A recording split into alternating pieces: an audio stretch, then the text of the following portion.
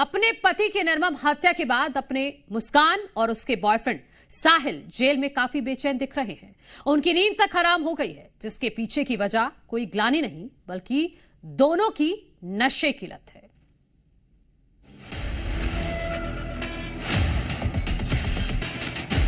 मेरठ के चौधरी चरण सिंह जेल में बंद मुस्कान साहिल की कातिल जोड़ी को नशीला पदार्थ नहीं मिलने से बेचैनी हो रही है। घबराहट और दौरे पड़ने लगे हैं। नशे की लत के कारण दोनों की नींद तक तो हराम हो गई है ही, अब तो खाना पीना तक छोड़ डाल दिया है। ड्रग्स और शराब के लती ये दोनों जेल में बेचैनी के बीच लगातार नई नई डिमांड भी रख रहे हैं। जानकारी के मुताबिक आरोपियों ने मॉर्फिन इंजेक्शन की डिमांड की और खाना खाने से भी इनकार कर दिया, तो वहीं इन्होंने मारिजुआना इंजेक्शन की भी डिमांड रखी है, जिसे देखते हुए आरोपियों में ड्रग्स को लेकर बेचैनी दिख रही है।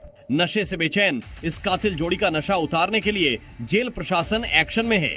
डॉक्टर की मदद से दवाई और योग प्राणायाम और ध्यान से नशा मुक्ति कराया जा रहा है। बता दें कि जेल प्रशासन ने मुस्कान को 12 नंबर बैरक और साहिल को 18 नंबर बैरक में रखा है। सीसीटीवी, जेलर और डिप्टी जेलर रेगुलर मॉनिटरिंग कर रहे हैं। उन्हें दवाइयां दी जा रही हैं और धीरे धीरे उनके शरीर से नशे का असर कम करने की कोशिश की जा रही है। प्रशासन को उम्मीद है कि 15 दिन में नशे की आदत छूट जाएगी। फिलहाल उन्हें आम बंदियों से उन्हें अलग रखा गया है। सौरभ के मौत से पहले के वीडियो लगातार वायरल हो रहे हैं। सौरभ के मौत से पहले का वीडियो सामने आया है, जो 3 मार्च की रात का है, जिसमें सौरभ अपने दोस्त के साथ बाइक से एक गली में घुसता है। बाइक की पीछे की सीट पर सौरभ बैठा है और उसका दोस्त बाइक चला रहा। यह माना जा रहा है कि यह मौत से ठीक पहला का वीडियो है। सौरभ की हत्या से पहले सौरभ का एक एक्सक्लूसिव वीडियो जी न्यूज के पास आया है। हत्या वाले दिन सौरभ ने शॉपिंग की थी। वीडियो में सौरभ अपनी बेटी और अपने दोस्त के साथ शॉपिंग करते दिखा।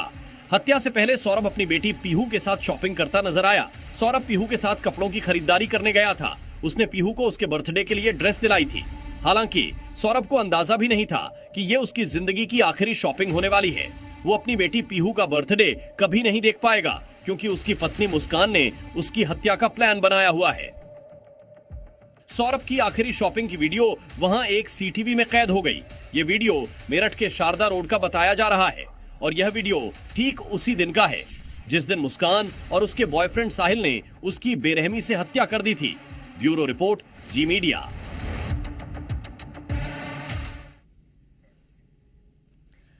मेरठ के सौरभ हत्याकांड में उसकी पत्नी के कातिल बनने की वो कहानियां सामने आ रही हैं, जिसे देख सुनकर आप दंग रह जाएंगे।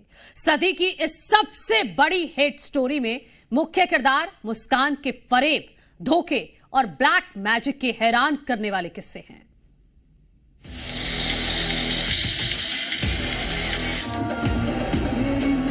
वध, इस वक्त ये शब्द हर किसी के दिमाग में घूम रहा है। मेरठ के सौरभ हत्याकांड में उसकी पत्नी के कातिल बनने की वो कहानियां सामने आ रही हैं, जिसे देख सुनकर आप दंग रह जाएंगे।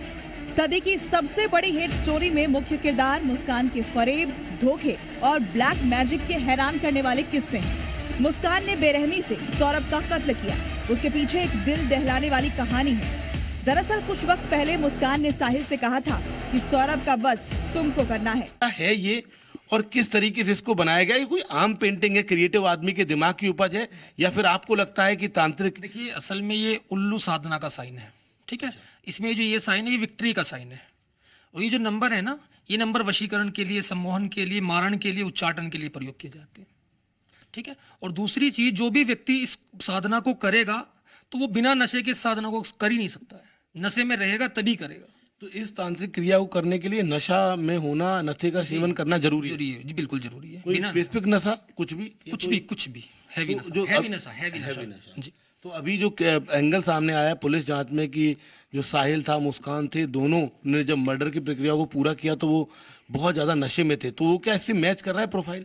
जी बिल्कुल। नई जिंदगी की शुरुआत तुम्हारे हाथों होगी। साहिल किचन में गया, वहां से चिकन काटने वाले 2 बड़े चाकू लेकर आया, जो कि उन्होंने पहले ही प्लानिंग के तहत खरीद लिए थे।